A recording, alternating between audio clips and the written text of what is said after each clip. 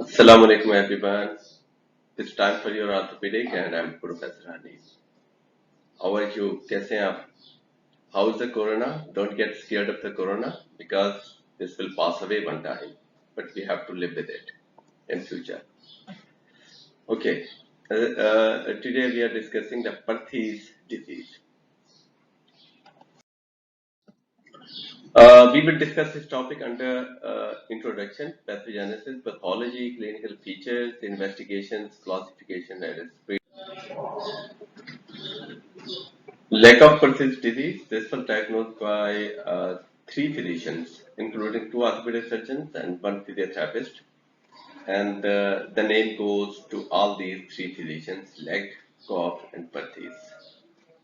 Lack of Perthes disease is a form of osteonecrosis of the head of the femur, and this is found only in children. In adults, we say it's avascular necrosis of the femoral head, and in children, we say it's lack of Perthes or osteonecrosis of the femoral head. As in children, a little bit definition is different. In adults, we say it's osteomalacia, and in children, we say the same condition is rickets. So basically, it's a painful disorder of the childhood. It's also known as ischemic necrosis of the femoral head, coxa plana, osteochondritis dissecans, avascular necrosis of the femoral head. So all these three conditions, they are the same. Incidence is 1 in 1200 children and male to female ratio is 4 into 1. 5% of the cases, they are basically bilateral. And in 95% of the cases, it's unilateral. This affects the age group is typical between 4 to 8 years. And the higher incidence is in underprivileged communities. Regarding pathogenesis, etiology is unknown basically. And the cardinal step here is the ischemia of the head of the femur. And you know the blood supply of the head of the femur, it's supplied by the medial and the lateral circumference femoral arteries, and they basically form the arcuate vessels, and these arcuate vessels penetrate through the capsule of the femoral head into the head. And if there is any obstruction to the blood supply of these vessels, then that will end up in necrosis of the head of the femur or the epiphysis. There are different known causes like synovitis, joint effusions, cartilage hypertrophy. They are basically impair the blood supply of the femoral head.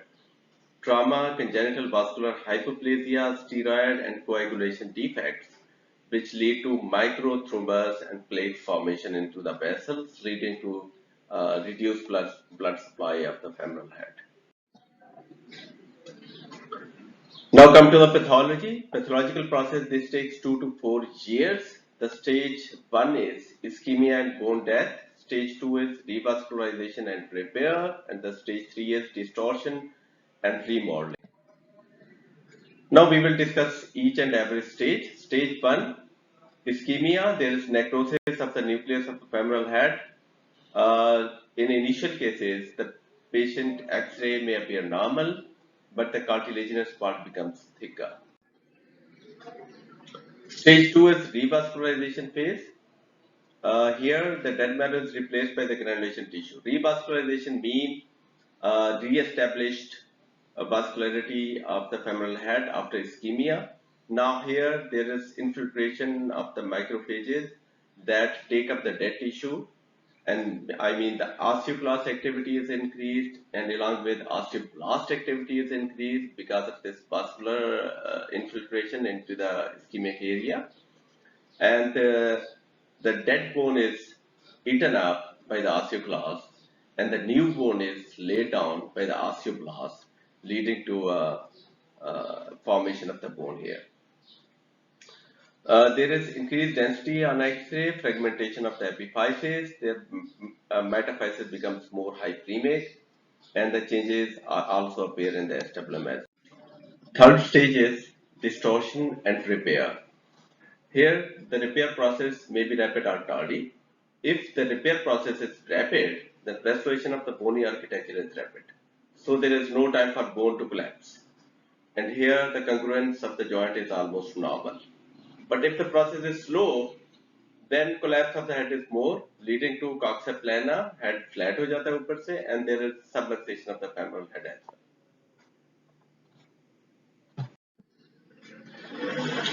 The clinical features, the patient complains of pain and limb, and most of the patients they complain of pain either in the knee or around the knee or in the hip. And if the patient comes with knee pain, we have to evaluate the hip as well. On examination, the affected joint is irritable and the patient in lying position can't lift up his or her leg, and while doing extreme flexion, it's painful. Certain investigations, they are available, X-ray, bone scan and MRI. In most of the cases, we diagnose on X-ray because here the presentation is quite late. The patient don't present in early stages because being treated by the local bone setters and the local physicians and the CNA and everyone is going to treat it. So we can't go for usually MRI. The bone scan, we usually don't go for bone scan because a lot of risk of lot of radiation and radiation exposure to the patient. And MRI is in our setup is mostly the diagnosis is a diagnostic modality of choice. In certain cases, we go for MRI as well. X-ray picture is very important. In early stages, usually the joint spaces and the hip joint is almost seems normal. Leading to a little bit widening of the joint space, then asymmetry of the ossific nucleus we can see. In a little bit late stages, there is increased density of the ossific nucleus that may be accompanied by fragmentation of the epiphysis of the femoral head. In late stages, there is obvious increase in the joint space, there is flattening, and along with flattening, there is lateral displacement of the femoral head from the acetabulum. I mean, a little bit subluxation of the femoral head is there. In upper X-rays, if you compare on both sides, it's almost the same. So initial phases, you can't differentiate on both sides. In the middle layer, middle X-rays, you can see there is quite flattening of the epiphysis, and there is some fragmentation of the epiphysis as well. And the lower X-rays showing the remodeling and the congruent joint space. This is after there's a third stage, remodeling and repair. We classify this condition into three: the Gackel classification, Salter and Thompson classification, and the third one is the Herring classification. And I think the Herring classification is easy to remember, and I have learned this classification only. This is Gackel classification. I think you don't have to go into the detail of this classification. This is the Salter and Thompson classification. Again, I'm not going to discuss this classification as well. This is Herring classification based on lateral pillar height, and this is a very good classification. This is a clinical picture of Herring classification. This is very important. So you can see the lateral pillar with pink color, the upper one, and the lower one is the medial pillar. So the upper pillar is very important, and the height of the upper pillar is very important. So we see the height is maintained, or it's less than 50% of the involvement, or more than 50% of the involvement. So the more involvement and the more flattening of the head is there. Here you would see the flattening of the femoral head. The rounded contour of the femoral head is not there. The flattening of the head is there. Whenever there is flattening, it's incongruent joint space leading to degenerative changes in the joint and subluxation of the joint as well. Now come to the treatment. The treatment is, the goal of the treatment is fourfold. Basically, we have to maintain the hip joint within the acetabulum. The head of the femur should be within the acetabulum, and there should be a no pain, there should be good range of motion, and the patient should be, our aim should be the patient should be back to its normal routine activity now. In acute phase, we apply skin traction and bed rest for 1 or 2 weeks. As you can see the skin traction applied here. And another thing is very important is we go for quadriceps strengthening and abductor strengthening exercises. and gradual encouragement to restore the range of motion in the hip and a little bit restricted activities for a year or so. The treatment options include the symptomatic treatment, pain relief, gentle exercises including quadricep strengthening and the abductor strengthening exercises, regular assessment of the patient, and avoid strenuous activities of life like exercises, jumping, they are all restricted. Containment is the main objective. And why we go for containment? Containment, we have to keep the head of the femur into the acetabular socket. So that in initial phases, there is collapse followed by repair and remodeling. And if we keep the head in acetabular socket and the acetabular socket is round, there is nothing abnormal with the acetabular socket. So whenever we keep this head contained within the acetabulum, it takes a shape, rounded shape of the acetabulum in remodeling period. So this is very important. Containment is very important. For containment, we go for different devices. That's abductor plaster or abductor brace. And with abductor plaster or brace, we keep the legs abducted. If we keep the legs abducted, the head is basically contained within the abdomen. So this is the idea behind. And we keep the patient in this position for at least a year or so, so that remodeling may take place and head may take the rounded shape of the acetabulum. So if the conservative options fail, or if we think it's not feasible for the patient, and the patient may not cope with these braces, then we have to opt for surgical options. Surgical options are the pelvic osteotomy, or we can say the hip bone osteotomy.